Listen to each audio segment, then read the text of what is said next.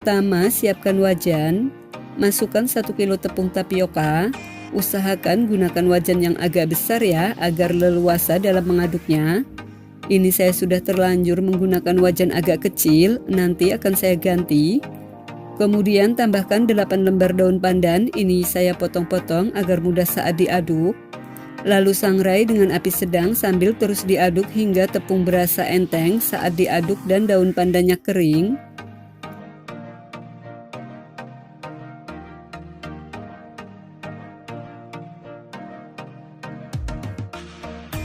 Ini saya ganti wajan yang besar agar lebih leluasa dalam mengaduknya dan tepung lebih cepat matang merata.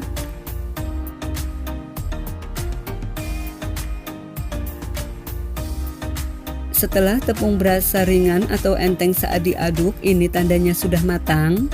Cek daun pandannya, jika sudah kering dan renyah berarti sudah siap digunakan. Lalu angkat dan pindah ke dalam wadah. Ini sambil diayak untuk memastikan tidak ada adonan yang menggumpal, sekaligus untuk memisahkan daun pandannya.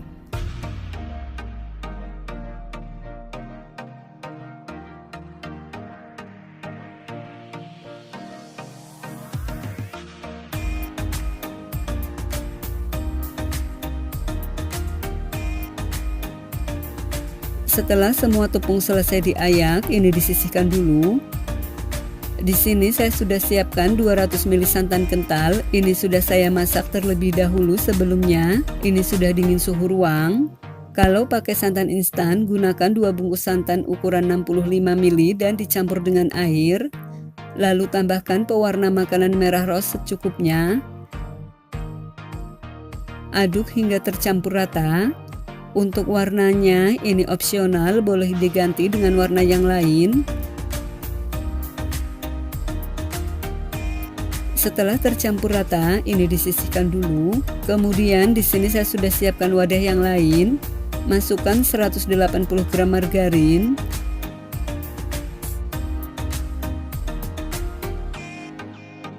Tambahkan 300 gram gula halus, ini dimasukkannya dengan diayak agar tidak ada gula yang menggumpal.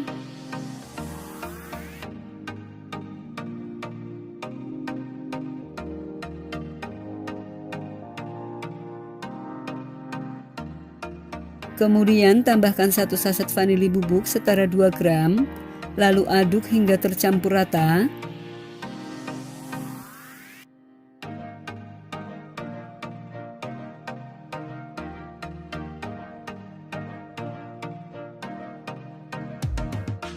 Setelah tercampur rata, tambahkan 80 gram susu bubuk setara 8 sendok makan sedang.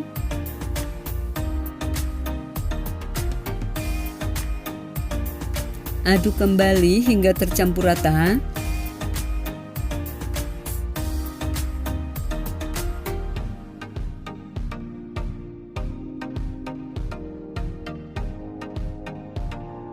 Setelah tercampur rata, masukkan air santan yang tadi sudah diberi pewarna makanan. Ini dimasukkannya bertahap sambil diselang-seling dengan tepung yang tadi sudah disangrai.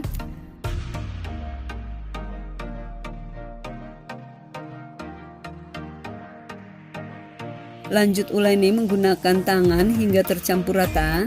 Sampai di sini diuleninya tidak usah terlalu ditekan-tekan, cukup diaur-aur saja hingga adonan benar-benar tercampur. Di proses yang ini memang membutuhkan ketelatenan dan waktu yang agak lama agar menghasilkan kue yang bagus.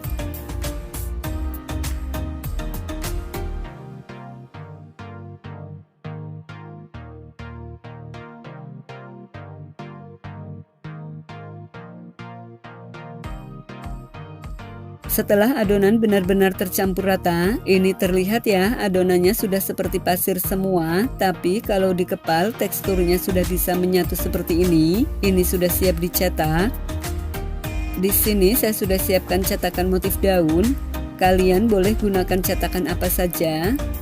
Lalu masukkan adonan ke dalam cetakan. Ini dimasukkannya sambil ditekan-tekan agar hasilnya tidak melar dan tidak mudah retak.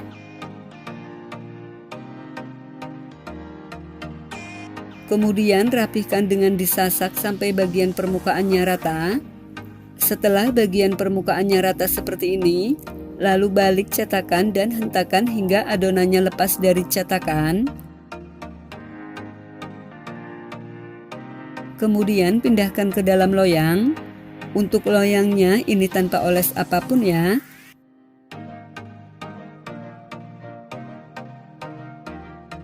Lakukan seterusnya sampai dengan selesai.